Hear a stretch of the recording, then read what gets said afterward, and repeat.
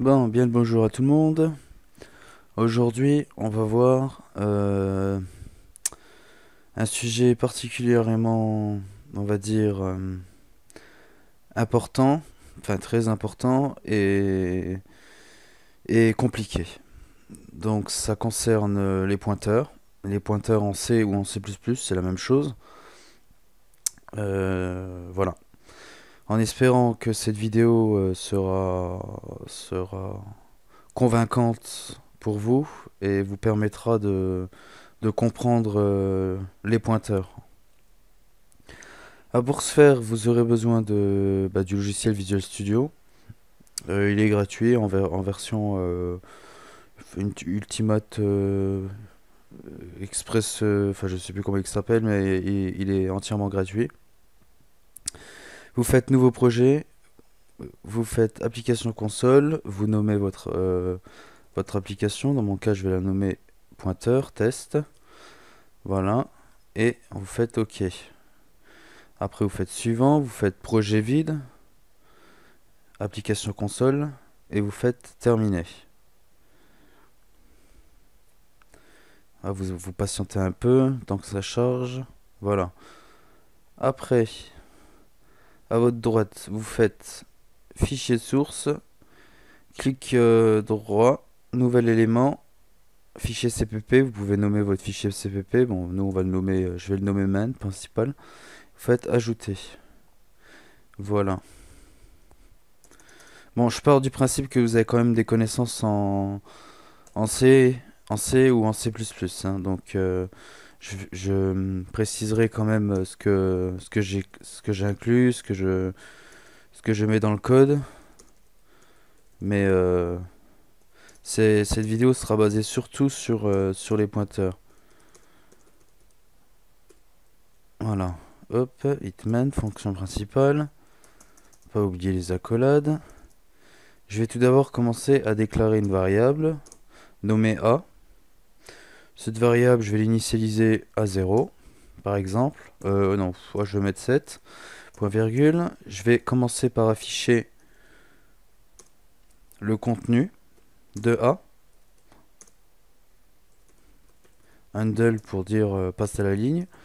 Je vais refaire un cout et cette fois-ci, je vais lui demander d'afficher l'adresse de A. Donc, à quel emplacement mémoire est la variable A. Donc, si vous voulez, on a ce principe-là. On a au final, dans la mémoire RAM, ou appelée mémoire vive, mais mémoire volatile, on va dire, dès que le PC s'éteint, on va dire, c'est ces cases mémoire qui sont libérées, qui sont effaçables, on va dire. C'est ce qu'on appelle, voilà, c'est tout simplement la RAM. Donc, je reviens à mes explications. Vous avez une variable que j'ai initialisée de type entier qui vaut 7, ici qui vaut 7. Excusez-moi pour l'écriture, je sais pas. C'est difficile à écrire avec une souris. Et puis vous avez le nom de la variable qui est A. Ah, c'est vraiment très mal écrit. Voilà. Voilà ce que vous avez pour le moment en mémoire. On va afficher ça. Donc je vais include la bibliothèque cogno.h pour tout simplement lui demander de taper une touche pour quitter mon programme parce que sinon mon programme va se générer, va se compiler mais j'aurai pas le temps de voir la console parce que je rappelle ça c'est un programme console. C'est pas un programme avec interface graphique. Voulez-vous générer? Oui, voilà, on génère et on va regarder ce qui se passe. Donc Avast tout simplement, enfin mon antivirus détecte mon application. C'est tout simple parce que mon application est pour lui inconnue, totalement inconnue. Donc c'est pour ça qu'il la scanne pour voir s'il n'y a rien de nocif. Mais c'est pas nocif du tout. Voilà, donc on voit bien que notre variable de type entier A vaut bien 7. Et l'adresse de A, c'est celle-ci. Voilà. Donc on a en fait une case mémoire qui est réservée, je le rappelle, qui est réservée et qui prend l'emplacement un emplacement mémoire de 4 octets sur Visual Studio. Tout dépend de l'environnement de développement où vous vous situez. Par exemple, sur CodeBlock, je crois que c'est 2 octets. On a une adresse ici, l'adresse de A, tout simplement. Voilà. Donc maintenant, ce qu'on va tenter de faire, toujours pareil, on va pas. Donc je vais appuyer sur Entrée pour quitter le programme. Donc maintenant, ce qu'on va faire, c'est qu'on va créer euh, une étiquette sur A. Donc pour ce faire, je vais utiliser alors une étiquette, ça va être un schéma si vous voulez. Ici on a A, et là je vais tenter au fait de créer simplement, pas une variable, mais une étiquette que je vais nommer B. Et cette étiquette, il faut pas l'oublier de la faire précéder d'un et commercial, comme ceci. Vous le verrez dans le programme, voilà, vous faites précéder le nom de la variable par le et commercial, et vous lui mettez, vous lui mettez rien pour le moment. Sinon ça va être trop facile. Ah, si vous êtes obligé de lui mettre quelque chose. Donc on va lui mettre 1. On va lui mettre 1, point virgule. Donc ça je vais mettre en commentaire. On n'a plus besoin de voir ça pour le moment. Et puis je vais tenter d'afficher. Ouais. Je vais tenter d'afficher l'adresse de B. Point virgule. Et ici je vais tenter d'afficher. Bah, j'ai fait le contraire mais c'est pas grave. Je vais tenter d'afficher le contenu de B. Et vous verrez que c'est exactement la même chose que A. Parce que finalement, en fait, B, c'est tout simplement une étiquette. Ne prend rien en mémoire. Il prend vraiment 0 octet de mémoire. C'est vraiment des lignes, on va dire, quasiment perdues qui peuvent servir hein, dans certains cas. Mais là, dans notre programme, c'est simplement pour vous montrer que B, de la, voilà, l'entier. Enfin, le passage cette étiquette nommée B, voilà, excusez-moi, euh, ne prend 0 octet en mémoire. Ne prend strictement rien en mémoire. Et on va vérifier ça. Donc c'est exactement la même chose et vous verrez que tout est identique. Voilà, donc là on affiche ici le contenu de la variable A, l'adresse de A. Ici on affiche le contenu de A, vu que B c'est l'étiquette de A. Et ici on affiche l'adresse de A. Toujours pareil, on a demandé d'afficher l'adresse de B, il donne l'adresse de A, c'est normal parce que c'est simplement une étiquette. Simplement. Si maintenant, pour vous confirmer qu'il agit tout simplement sur une étiquette, on va tenter de changer la valeur de B. Et vous verrez que la valeur de A sera directement changée. Donc pour ce faire, je vais faire B égale 9 par exemple. Voilà, et je vais lui faire un south B. Bien sûr, l'adresse de A et B change au cours de l'exécution. Enfin, dès que la console s'arrête, la mémoire est désallouée. Forcément, une fois que je vais recompiler mon application et que je vais réexécuter l'application, il y aura une nouvelle adresse qui sera générée aléatoirement. Ça dépend de votre. J'allais dire, c'est pas vous qui décidez, on va dire, des emplacements mémoire que vous allez utiliser. C'est l'environnement de développement qui le décide. Selon j'allais dire, la place qu'il y a en mémoire. Voilà. Donc là, on voit bien que, tout simplement, ici, toujours pareil, hein, je les ai pas mis en commentaire. On a fait exactement la même chose, sauf que là, en tout dernier, j'ai changé. Euh, ouais, j'aurais pas. Là, j'ai demandé la valeur de A, mais c'est pas grave. Enfin, la valeur de B, mais je vais lui demander la valeur de A. Et vous verrez que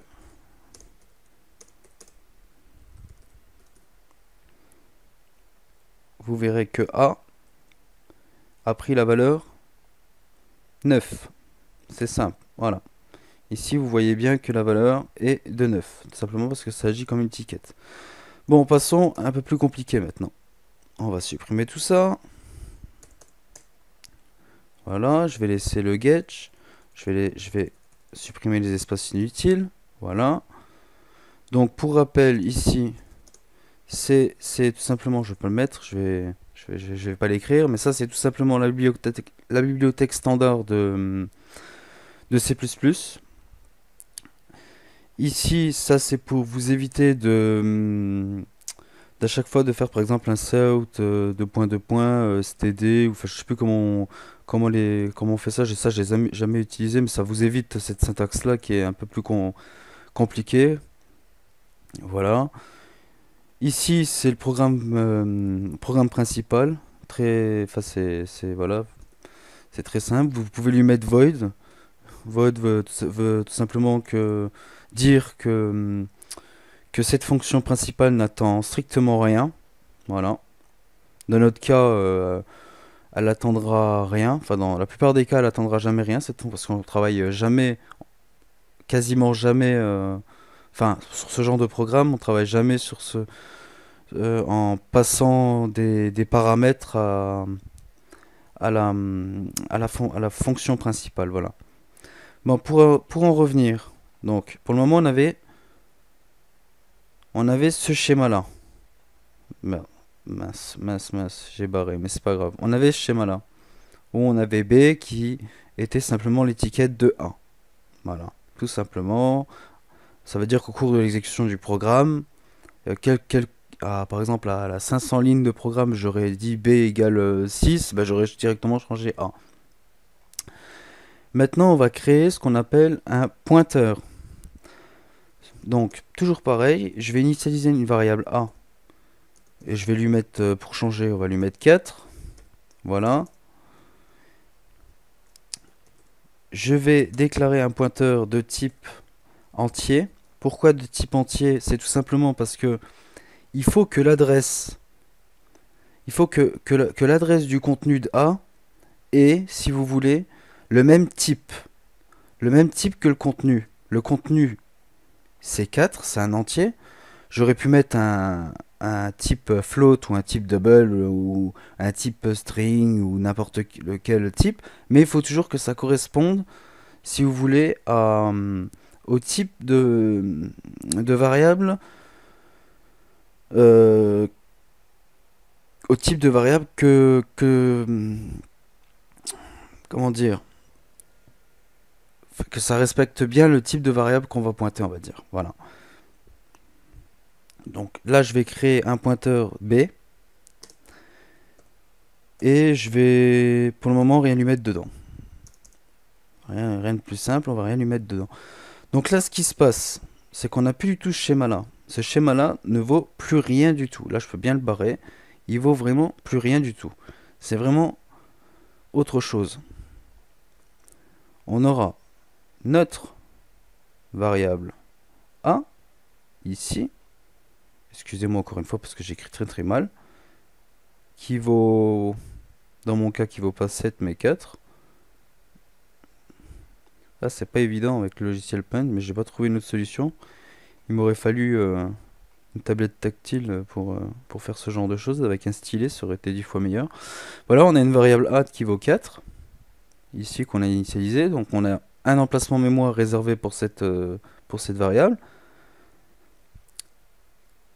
Pour préciser, tout à l'heure, quand on demandait d'afficher l'adresse, en fait, on affichait l'adresse de A. On affichait. On avait tout à l'heure une adresse du style 0, 7, 8, sur 8 bits, il me semble. Enfin, 8 bits pour être plus précis, on avait 8 chiffres à vérifier. J'ai pas vérifié avant. Donc là, on va lui demander d'afficher A, handle. On va lui demander d'afficher l'adresse de A. Toujours pareil, même syntaxe. Et maintenant, c'est ici que tout va changer. Je vais lui mettre égale B égale A. Il va me mettre une erreur. Pourquoi il me met une erreur avec cette syntaxe-là? Bah c'est tout simple. Ici, il me le souligne. C'est tout simple, cette erreur, elle est voulue, hein, je l'ai fait exprès. C'est A, c'est un entier. Ça veut dire que là, on est en train de lui dire B, c'est un pointeur. Un pointeur, c'est quelque chose qui va contenir une adresse. Donc, il ne peut pas avoir un entier. Lui, ce qu'il veut, c'est une adresse. Donc, pour avoir l'adresse, ben, on va utiliser cette syntaxe-là, avec le précédé du et commercial. Et là, on aura l'adresse de A. Donc, le pointeur B aura l'adresse de A. C'est out. Donc maintenant, je vais afficher l'adresse de B en utilisant cette syntaxe-là. Voilà. Ça m'affichera l'adresse. Et ici, on va lui demander avec l'étoile B, handle, on va lui demander d'afficher le contenu de A. Donc ça affichera 4. Vous pouvez faire des pauses sur l'écran pour, comment dire, pas des pauses, mais une fois que tout ça c'est marqué, c'est que j'ai marqué ça, je le marque exprès parce que bon là on commence à rentrer dans une syntaxe qui est peut-être un peu compliquée, donc je préfère le marquer en même temps que je le parle. Je sais que c'est un peu bête, mais mieux vaut faire ça pour que vous compreniez bien. Donc je reprends. Ici, ça va afficher le contenu de A. On va vérifier ça. Donc ici, on lui demande d'afficher 4, le contenu. Ici, on lui demande d'afficher l'adresse de A, tout simplement. Ici, on va lui demander d'afficher le contenu de A. Donc, qu'est-ce que ça va afficher? Tout simplement, ça va afficher l'adresse de A. Comme je vous l'ai dit, B, c'est un pointeur, et un pointeur, c'est une adresse. Et ça prend en mémoire, il faut le savoir, ça alloue en mémoire. Autrement dit, ça réserve en mémoire, ça il faut le savoir encore une fois, 4 octets ça prend. Voilà, donc une fois que vous avez fait ça, vous pouvez démarrer, et puis là on va voir, débugger, exécuter, compiler, exécuter, et puis là on pourra voir ce qui se passe. Donc, comme je l'avais prédit, on a bien ici, donc toujours pareil, le contenu de A, l'adresse de A. Ici, on a le pointeur qui nous donne l'adresse de A. Et on a le contenu de A, en passant par le pointeur. Donc, on a sur cette... j'allais dire en image, en schéma, on aurait une case mémoire comme ça, nommée A. Alors, je vais le mettre comme ça. Ouais, non, ça va pas. Nommé A, qui vaut, il me semble, 4. Et on a un pointeur ici. Un pointeur. Toujours pareil, c'est qu'une étiquette pour le moment. Mais on verra par la suite que c'est pas simplement une étiquette. Pour le moment, on s'en sert comme étiquette. On se sert du pointeur comme étant une étiquette sur A, mais ça peut être autre chose. Ça veut dire je vais pas rentrer dans les détails, mais au cours de l'exécution du programme plus loin, si on n'a plus besoin de cette étiquette, il y a moyen de supprimer de dire que le pointeur ne pointe plus vers A et pourra pointer vers autre chose ou alors avoir un contenu lui-même. C'est ce qu'on appellera de l'allocation dynamique. Et justement, c'est le but avec les pointeurs, c'est d'allouer dynamiquement de la mémoire et désallouer des emplacements mémoire pour justement optimiser le programme. Donc là, j'avais initialisé un pointeur B, voilà. Toujours pareil, il agit comme étiquette. Donc A a sa propre adresse, ça il faut le savoir. Mais attention, attention, B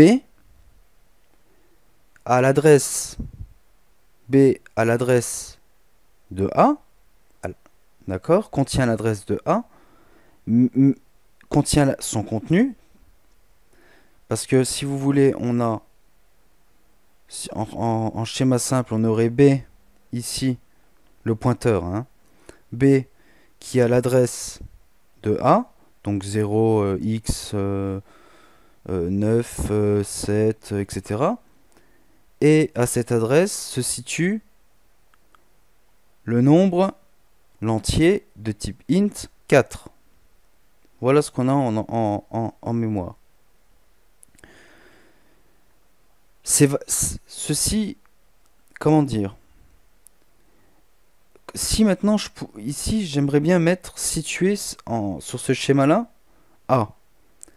Et bien c'est très simple. A, c'est ça. Ici, en mémoire, on a A. On a bien A, c'est la A à l'adresse A0x80, je sais pas quoi. Alors j'ai pris une au hasard, hein, c'est pas réellement cette adresse-là. C'est la vraie adresse, c'est comme je vous ai dit, normalement c'est 8 bits, donc 2, 4, 6, 8. Voilà, donc c'est bien sûr 8 bits codé en hexadécimal, mais bon, ça c'est pas à retenir. Mais B, lui, si vous voulez, a sa propre adresse. Donc B, là je vais vraiment avoir, si vous voulez, B, qui contient l'adresse de A. Donc j'ai pris toujours pareil, je prends une adresse bidon, enfin je reprends cette adresse-là, 0,87. Ça c'est A. Voilà. Qui a le contenu 4, l'entier 4. Mais le pointeur lui-même, on va voir plus tard que le pointeur lui-même a un emplacement mémoire réservé. Donc a une adresse réservée. Quelque chose, enfin voilà, une adresse réservée. Tout comme A. Ce qui a la grande différence entre ce qu'il y avait tout à l'heure comme une simple, enfin là ça agit comme une simple étiquette pareil, mais sauf que là on a un pointeur, enfin on a une étiquette sur A, mais cette étiquette elle a une adresse et elle a un emplacement réservé.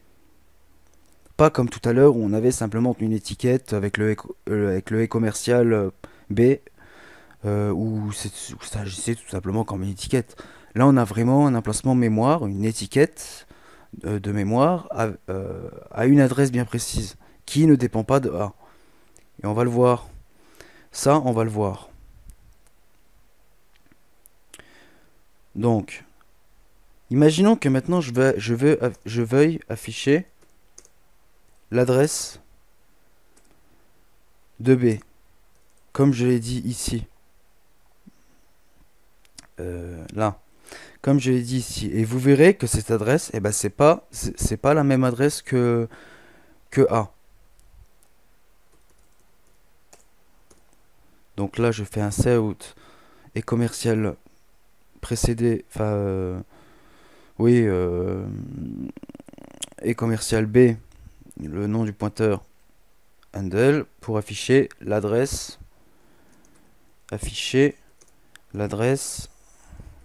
de B. On démarre, on débug, on génère, et puis c'est bon. Et là, vous verrez bien que vous avez une adresse, l'adresse du pointeur B, qui est complètement différente. Parce que, comme je vous l'ai dit, on a justement ce schéma-là en mémoire. En mémoire, on a vraiment ce schéma-là. Je m'attarde dessus parce que c'est quand même assez compliqué.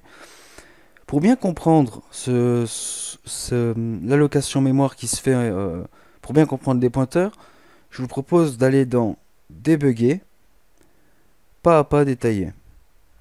Vous cliquez dessus, vous attendez que ça se génère, et normalement en bas vous avez toutes les variables que vous avez initialisées. Et là je vous propose de faire, on va dire, des points d'arrêt, de mettre des points d'arrêt un peu partout, pour voir ce qui s'y passe. Bon, ça changerait rien de toute façon, parce qu'au cours du programme, ici va s'arrêter, automatiquement j'aurai toutes les valeurs ici. Donc là je vais faire démarrer. On a la variable de type entier A qui vaut la valeur, qui vaut sa valeur maximale. Je ferai pas de détails dessus. Si vous me demandez en commentaire ce que c'est, parce que c'est un peu compliqué, j'ai pas les valeurs en tête, mais je crois que c'est 2 à la puissance de... je sais plus, c'est moins 2 à la puissance 32 à 2 à la puissance 32. Voilà, c'est la plage de nombres utilisable, on va dire, par l'entier. Ou 2 à la puissance 64, je sais plus, je sais quelque chose comme ça. Donc on continue notre exécution toujours en utilisant ces points d'arrêt. On continue, on continue, on continue, on continue, et voilà. Donc là on arrive à la fin quasiment à la fin du programme. Donc ici on arrive au getch, voilà. Et on a bien, ici, on voit tout ce qui se passe finalement. On voit la valeur A qui vaut 4, l'entier A, et on voit le pointeur B qui contient l'adresse de A et qui agit finalement comme une étiquette qui vaut 4. Donc, c'est bien vérifié que cette adresse-là correspond bien à cette adresse-là. Tout à l'heure, vous avez vu que je l'ai précédé du 0x parce que tout simplement, ça c'est une petite chose en plus, vu que c'est du codage, on va dire hexadécimal, ça utilise des mots de 8 bits.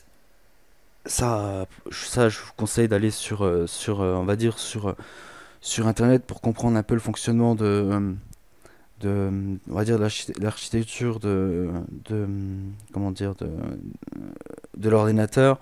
Mais c'est pas important, c'est pas important. Ce qui est important là de savoir, c'est vraiment de voir à quel emplacement mémoire se situe le pointeur et qu'est-ce qu'il contient. Voilà. Et pour le moment, on voit bien qu'il agit comme une étiquette. Voilà. Donc je ferme. Donc voilà. Maintenant, vous allez me dire afficher l'adresse de B. Ouais, mais j'aimerais bien afficher cette adresse de B. Tout à l'heure, on a vu que en affichant, là je vais le recommencer, en affichant, donc là, hop, en affichant, continuer, voilà, en affichant sur la console, on avait cette adresse-là, qui correspondait pas du tout aux deux autres. Normal, c'est un pointeur qui est, comme je l'ai dit, prend un emplacement réservé en mémoire. Et maintenant, le but du jeu, ça va être de récupérer dans un pointeur de pointeur cette adresse. Là, ça paraît un peu compliqué, mais je vous conseille d'utiliser vraiment le debugger pas à pas et de manipuler ce genre de syntaxe. Vraiment pour bien comprendre vraiment qui fait quoi, parce que c'est vrai que c'est un peu compliqué. Donc ça, je vais le préciser, c'est un pointeur nommé B qui contient, je le dis à l'oral, qui contient le contenu, enfin l'adresse de A et le contenu de A. Voilà. Je vais initialiser un pointeur C maintenant, mais ça va être un pointeur de pointeur forcément parce que lui-même va pointer sur un pointeur. C'est un peu pas français, mais voilà. Donc ici j'initialise un pointeur.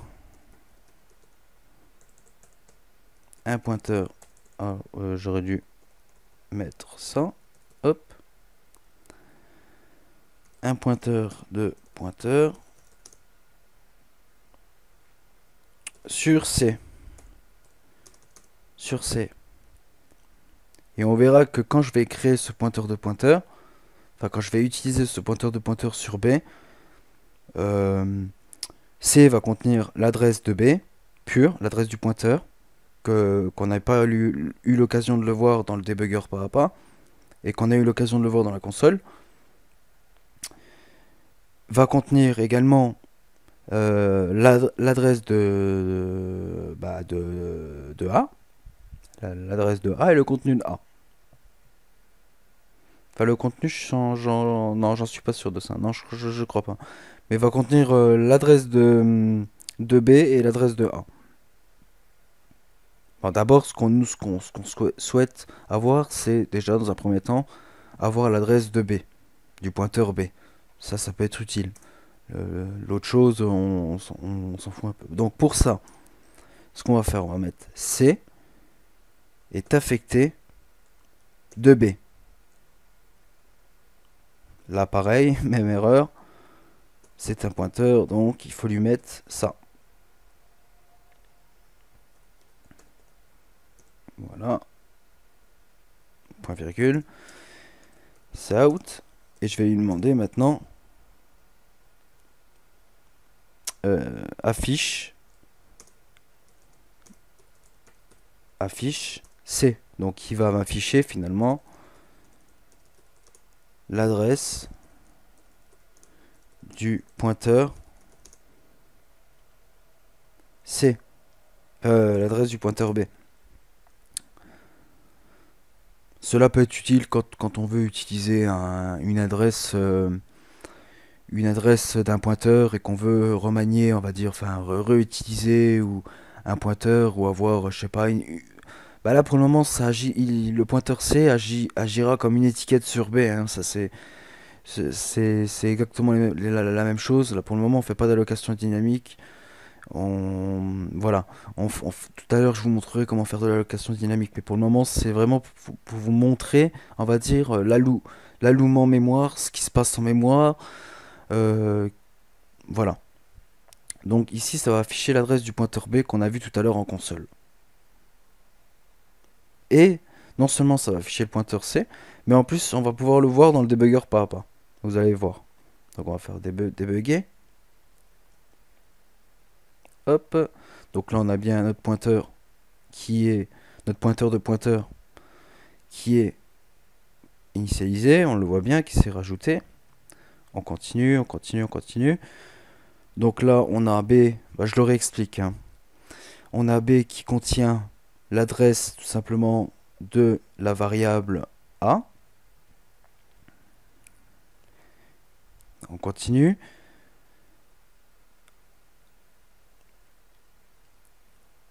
Continue, continue. Ici, on voit bien qu'on a l'adresse de B, du pointeur B. Pour ce faire, tout à l'heure, ici, j'avais demandé d'afficher simplement d'afficher l'adresse du pointeur B, tout simplement. Et on va voir que on va voir si le pointeur C contient, on va dire, le pointeur, bien l'adresse du pointeur B. Pour ce faire, je vais dans le debugger, je regarde, et on voit bien que ici, j'ai un peu du mal, il faudrait que je mette la console en même temps que... Alors, c'est compliqué. Voilà. Je vais juste mettre comme ça, hop, pour qu'on voie bien. On va s'attarder sur les 3 dernières lignes. Ici, je lui demande d'afficher l'adresse de B, pure et simple. Il m'affiche l'adresse de B, du pointeur B. Ici, je lui dis que le pointeur de pointeur C va contenir l'adresse de B. Et vu que, comme je vous l'ai dit, un pointeur de pointeur contient une adresse, ou un pointeur simple contient une adresse. Et ici, on voit bien que le pointeur C contient l'adresse finalement du pointeur. Mais lui-même, ce pointeur C, lui-même, ici, lui-même a une adresse allouée en mémoire. Il faudrait faire un pointeur de pointeur de pointeur, etc., etc., etc. Vous l'aurez compris sur j'allais dire, sur cette méthode-là pour, voilà, j'espère que vous avez compris au niveau de l'utilisation de pointeurs, passage, on va dire, par référence, simplement une étiquette. Donc maintenant, je vais vous montrer quelque chose d'autre qui peut être intéressant, c'est de faire de l'allocation dynamique. Donc ça on l'a vu, ça je l'ai expliqué, je vous l'ai montré. Donc on va dire, pour refaire le schéma, on aurait B ici, enfin on aurait A, bon, on aurait B qui contient l'adresse de A. Donc ouais, c'est un peu compliqué de le représenter en schéma, donc je vais pas le faire. J'espère que vous aurez compris mes explications, mais n'hésitez pas à le mettre dans les commentaires si vous avez d'autres questions, je serais ravi d'y répondre. Je, il est pas, il est, on va dire, il serait pas, on va dire, étonnant de ne pas comprendre tout de suite, on va dire, ce genre de syntaxe. Il faut le manipuler, puis il faut voir exactement ce qui se passe. Mais là, tout simplement, on a fait, comme tout à l'heure, une étiquette sur un pointeur, une étiquette sur une variable. Dans un premier temps, on a fait une étiquette sur une variable, après on a fait une étiquette sur un pointeur, et on a affiché l'adresse d'un pointeur, tout simplement. Voilà, comme on afficherait l'adresse d'une variable. Maintenant, on va faire de l'allocation dynamique. Donc, il y a un truc qu'il faut que je rappelle. Quand vous initialisez un pointeur, tout à l'heure on avait initialisé, je vais retourner à ce qu'il y avait tout à l'heure. Voilà, je vais retourner, je vais faire un, voilà. Comme je vous l'ai dit, au cours du programme, peut-être que B, vous voudrez plus qu'il utilise. Donc là, on va oublier ce pointeur de pointeur. Voilà. On va oublier d'afficher l'adresse de B. C'est plus l'utilité. On va se contenter juste d'avoir un pointeur. Et on va se contenter juste d'avoir une variable. Donc comme je vous l'ai dit, pour le moment, on fait qu'un passage par référence. Donc c'est simplement une étiquette. Mais imaginons qu'au cours du programme, on n'ait plus besoin de cette étiquette. Et bon, on va déjà vérifier que B agit bien comme une étiquette. Donc on va faire B. Le, le contenu de B, ça c'est important. Parce que ici, on pointe, vu que c'est un pointeur, pour pointer le contenu, il faut le faire précéder de la variable, le nom du, je vais y arriver, le nom du pointeur précédé du, de l'étoile. Parce que si vous écrivez B égale, égale 8 par exemple, on peut pas. On peut pas parce que c'est B, il contient une adresse. Donc lui, ce qu'il attend, c'est un mot, on va dire 0,5, quelque chose comme ça. Mais là, vous aurez, ça c'est pas bon. Ça, c'est une syntaxe qui est pas du tout, qui est fatale, j'allais dire, c'est une erreur fatale parce que, comme je vous l'ai dit, c'est pas vous qui décidez de l'emplacement mémoire que vous allez utiliser. Donc, pour en revenir à ce que je disais, euh, on va faire, donc,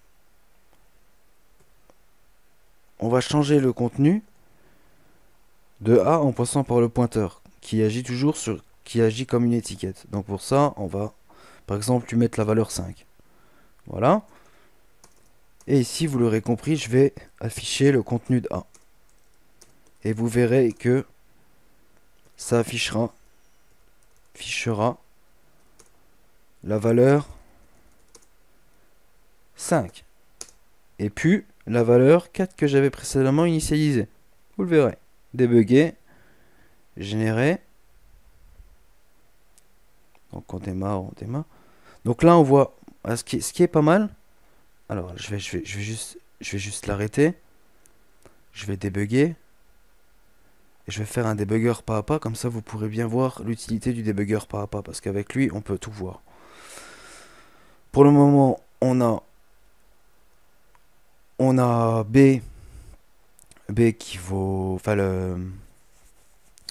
on a B qui a le contenu de 4, enfin qui a l'adresse de A, et qui a à cette adresse, il y a le contenu, donc 4. Et là, je vais changer le contenu de B, donc je vais changer automatiquement le contenu de A, vu que pour le moment, euh, B agit comme une étiquette, comme je le répète. On continue de débugger, et là vous verrez que en changeant le contenu de B, en fait, quand on utilise cette syntaxe-là, on pointe directement sur ça, en fait, entre ce qu'il y a sur ces accolades. Donc là, en changeant la valeur du contenu du pointeur, de ce qui pointe, quoi, on change, on change la variable, le contenu de la variable, ce qui est normal. Parce que pour le moment, il agit comme un pointeur. Enfin, il agit comme un pointeur, n'importe quoi. Il agit comme une étiquette. Imaginons que maintenant, on ne veuille plus qu'il agisse comme une étiquette. C'est ce qu'on veut faire, nous.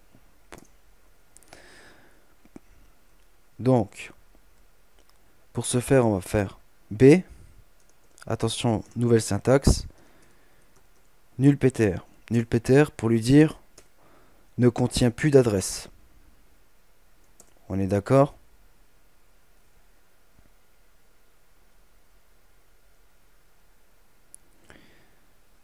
On va arrêter.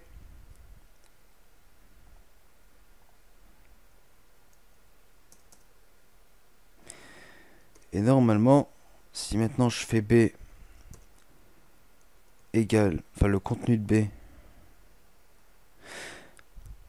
Le problème c'est qu'ici, ça font, ici, dans ce cas précis, ça va supprimer, si vous voulez, l'adresse. On va le voir dans le contenu. Le pointeur aura une adresse allouée en mémoire, mais ne contiendra plus lui-même, enfin, ne contiendra plus l'adresse de A.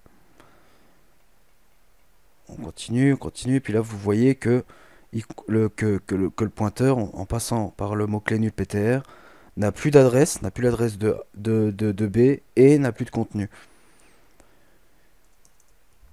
Donc ça veut dire, si maintenant, quelque part dans notre programme, je m'amuse à faire B égale 6, ça va me le refuser totalement. Ça va me faire violation d'adresse, tout simplement parce que violation d'accès d'écriture ou des choses comme ça, parce que j'ai pas tout simplement réservé la place, l'emplacement mémoire. Vous le verrez, regardez. Vous le verrez, hop. Donc là, ça me le met pas, ce qui est étonnant. Ah bah non, parce que j'ai pas continué j'ai pas continué le truc, c'est normal. Voilà. Exception, violation d'accès d'écriture, c'est tout simplement parce que on n'a pas réservé l'emplacement mémoire. Donc pour ce faire, donc on va arrêter le programme. Pour faire de l'allocation, pour, pour, pour dire qu'on veut réutiliser un pointeur comme étant, on va dire, une variable dynamique maintenant. Donc il va falloir faire B, qui existe toujours, hein, je le rappelle, hein, B a toujours une adresse. Hein. Si maintenant je m'amuse à faire un south, un south B, un site étoile B, B a toujours une adresse en mémoire. Hein. Il y a toujours une adresse réservée en mémoire, normalement.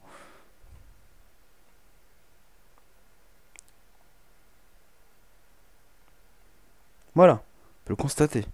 Il a toujours une adresse.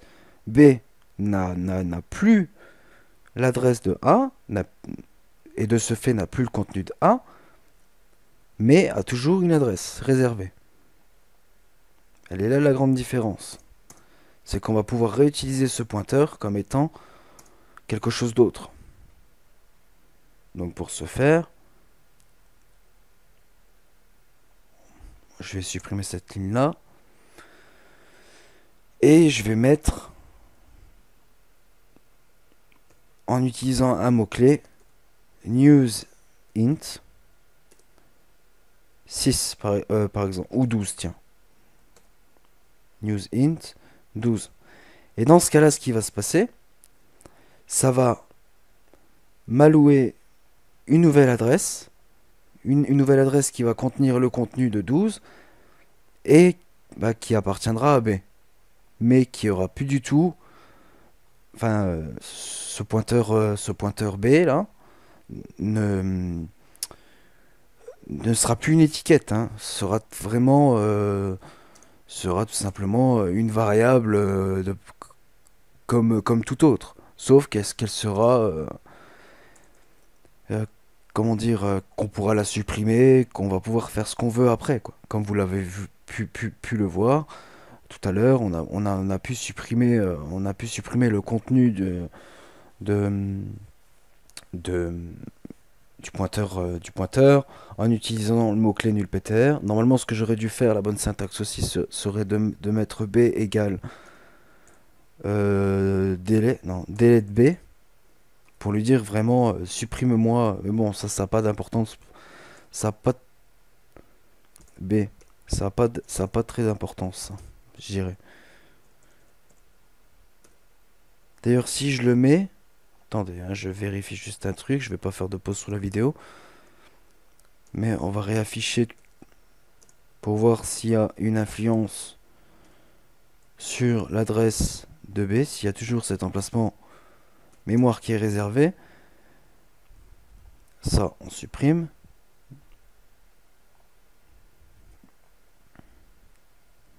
Vous voyez qu'il est vraiment utile, comme je le répète, d'utiliser le debugger par rapport. Donc là, on va voir si on a une violation d'adresse. Donc là, non, non. Donc le delete, pour le moment, pour ce genre d'utilisation de pointeur, ne sert strictement à rien. En fait, le delete est vraiment utilisable dans l'orienté objet, pour supprimer par exemple un objet ou quelque chose comme ça. Vraiment, le delete sert. Enfin, vous pouvez faire un. Je sais même pas si ça fonctionnerait avec un delete B. Si on va tester en utilisant juste le delete B pour voir ce qui se passe. Pour voir s'il a exactement les mêmes influences que le nul PTR. Non. Alors, voyez que là, il y a eu un problème. Il y a eu une erreur qui a été levée. Donc, utilisez de préférence le mot-clé nulptr et pas delete. Vous pouvez l'utiliser le delete, mais mais n'utilisez pas le delete, utilisez le nulptr. Le delete est utilisable vraiment en orienté objet en C++ pour supprimer tout simplement vous voyez, j'ai tout un tas d'erreurs là. Pour supprimer vraiment, ça c'est vraiment la syntaxe utilisée pour supprimer, on va dire, un objet. Mais c'est pas le cas de ce cours qui vous présente les pointeurs. Ça c'est vraiment pas le cas de ce cours. Voilà, donc on va faire B nulptr pour lui dire que B n'est plus, voilà, n'est plus n'est plus l'étiquette de A. On va lui mettre B égale newsin12, donc maintenant B va avoir une nouvelle adresse avec un nouveau contenu. Et là, je vais lui afficher B. On va lui mettre B égale. Oh non, je vais lui mettre déjà un sout en préférence. Un sout B. Donc toujours précédé de du pointeur. Pour là ici, ça, on va afficher 12. Voilà. Sout.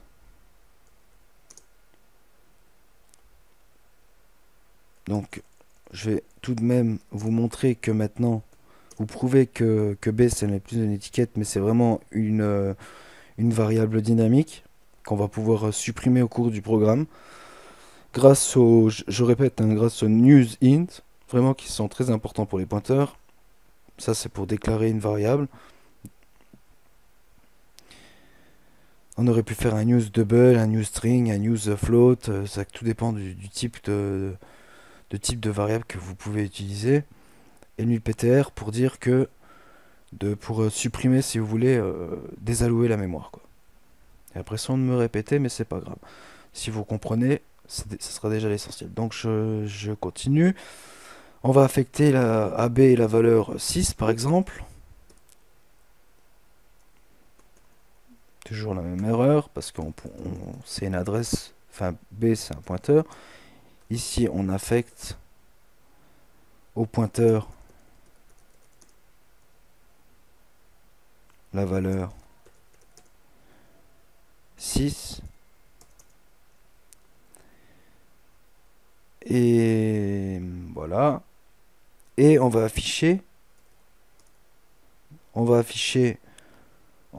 le contenu du pointeur, donc B, handle. Donc ça va m'afficher combien? Ça va m'afficher 6 maintenant. Et south, la variable A, pour vous prouver que finalement, que la valeur de A reste inchangée, va valoir finalement toujours maintenant, va valoir 5. Parce que tout à l'heure, comme je le répète, on a utilisé le pointeur comme étant une étiquette sur A. Mais après, on a dit au compilateur, on a dit que B ne contiendrait plus d'adresse. Donc, s'il ne contiendrait plus d'adresse, ne contiendrait plus automatiquement le contenu de A. Voilà. Parce que tout est question d'adresse. En C et en C++, c'est vraiment tout est question d'adresse. Donc ça va afficher 5.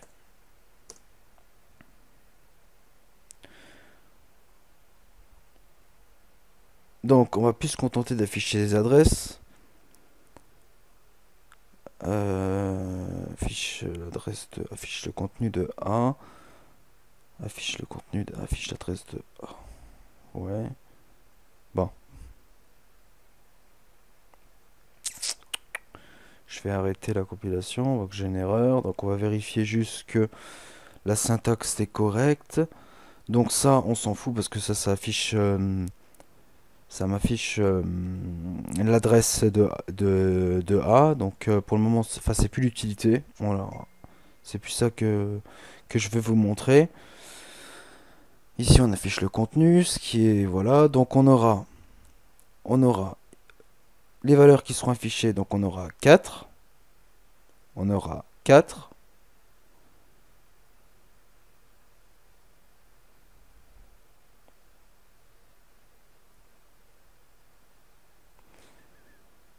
Je vais peut-être mettre ici un south. Excusez-moi pour la pause, mais j'ai pas précisé... Enfin, j'ai pas préparé ce truc pour... avant de vous le montrer. Donc là, on va afficher A. Pour vous montrer que... Pour afficher tout simplement... Pour afficher 5. Voilà, pour dire, pour prouver que B a agi comme une étiquette. Donc voilà, pour résumer, on va afficher dans un premier temps la variable, le contenu de A, donc 4, 5, 12, 6 et 5. Vérifions que ça fonctionne. Donc on continue. Donc là, je détaille un peu. Je pense que je terminerai là-dessus. Je terminerai ce cours sur les pointeurs, sur ces explications. Donc là, voilà, on a affiché le contenu de A. Donc A qui a toujours l'adresse, voilà, etc. Ici, on a le contenu qui a changé. Vu qu'on a passé le contenu qui a changé de A, vu on l'a fait passer pour étiquette. Maintenant, à partir d'ici, bon, on va passer sur le debugger, faut vous entraîner là-dessus. Mais on va se contenter de ce que j'ai marqué tout à l'heure. On va se contenter de voir si ce que j'ai marqué en commentaire est bien affiché. Donc on commence du début. Donc ça affiche bien 4. Voilà. Ici ça affiche 4. Très bien, ça affiche 4. Ici ça va afficher 5. Très bien parce on l'a agi comme une étiquette. Ici on affiche l'adresse de B. Donc on affiche tout simplement oui, mais ça j'aurais dû le mettre en commentaire parce que c'était plus le sujet. Mais on a bien affiché, mince, on a bien affiché 12, 6.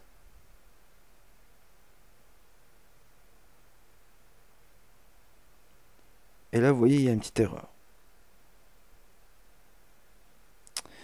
Ici, on a 5.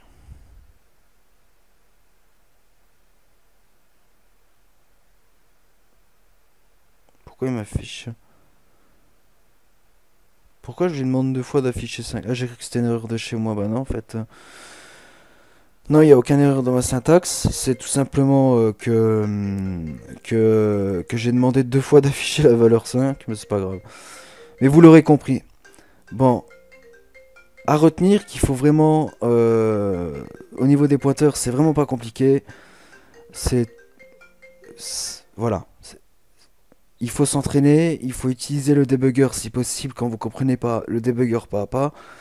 Et il y a une syntaxe à respecter, mais c'est une nécessité d'utiliser les pointeurs.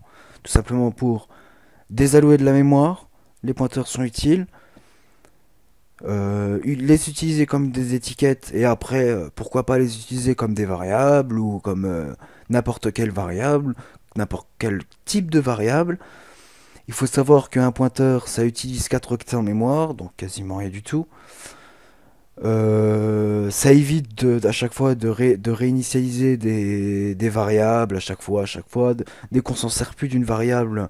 Voilà, à savoir que cette variable de int a égale 4, j'aurais eu au cours de son exécution du programme, j'aurais pu en aucun cas la supprimer.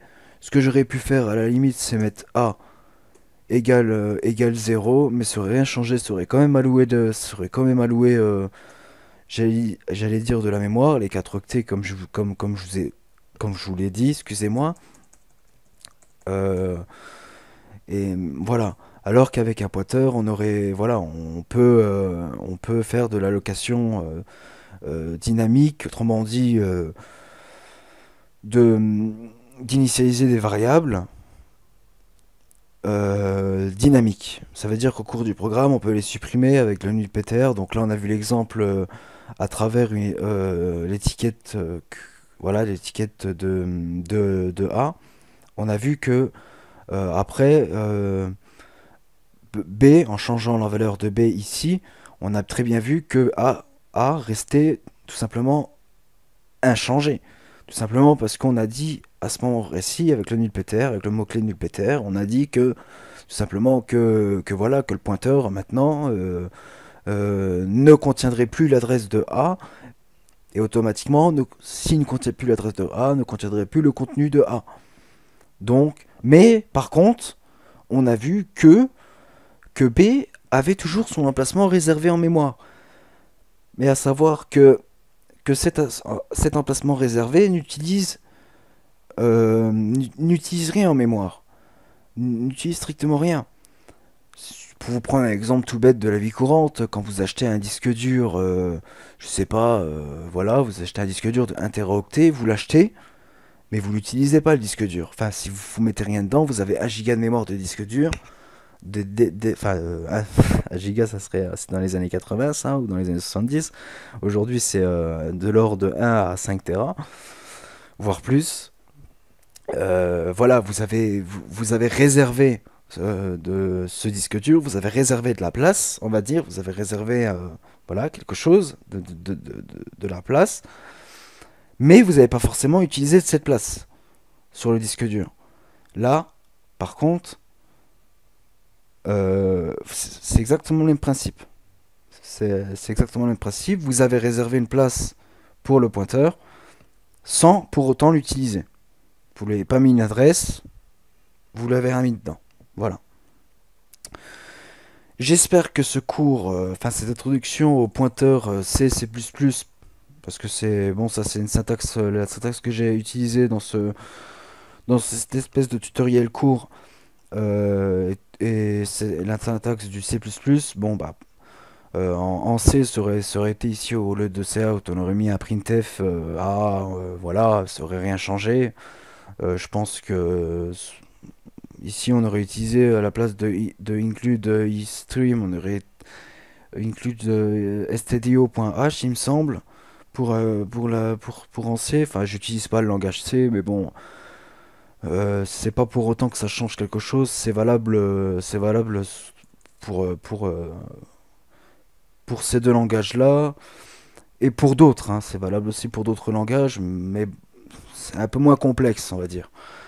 C'est un peu moins complexe dans d'autres langages. Voilà, parce qu'on est un peu, on est, enfin, C, C++, c'est vraiment des langages dits de bas niveau dans le sens où c'est rapproché du langage machine, rapproché du basique, quoi, du 0 et 1. Alors qu'il y a d'autres langages comme je dirais pas le Python, mais je dirais des langages comme le Java par exemple. Le Java, c'est déjà un langage de haut niveau, je n'utilise pas. Alors là, alors c'est une syntaxe que je connais pas du tout. Mais bon, voilà. Eux, par contre, je sais pas trop comment ils fonctionnent. Bon, à mon avis, au niveau. De toute façon, au niveau des pointeurs, au niveau de l'allocation mémoire, ça marchera exactement de la même façon. Exactement de la même façon, parce que de toute façon, tous les autres langages ont été influencés par, quasiment, ont été influencés par ce langage de programmation, dite de bas niveau. Donc, automatiquement, ils sont influencés aussi à utiliser cette procédure-là. Il y a pas de raison. Voilà. En espérant que vous aurez compris, on va dire, les pointeurs. Voilà, les pointeurs de pointeurs, les étiquettes sur les variables, comprendre qu'est-ce qui se passe en mémoire, ce que je vous ai montré. Si vous avez des questions, n'hésitez pas à les poster en commentaire. Je serai ravi d'y répondre.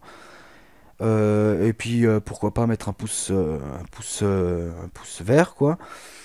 Et un pouce rouge si vous avez mal compris, mais si vous mettez un pouce rouge, mettez-moi pourquoi, que, et surtout mettez-moi un commentaire, je serai aussi ravi d'y répondre, c'est mon but, ça me permettra d'améliorer, pourquoi pas, la qualité de mes vidéos, et la qualité de la présentation de mes vidéos. J'espère que j'ai été très clair, et voilà, je vous dis à bientôt dans une vidéo qui portera sûrement sur l'Arduino. Bonne, bonne continuation à tous.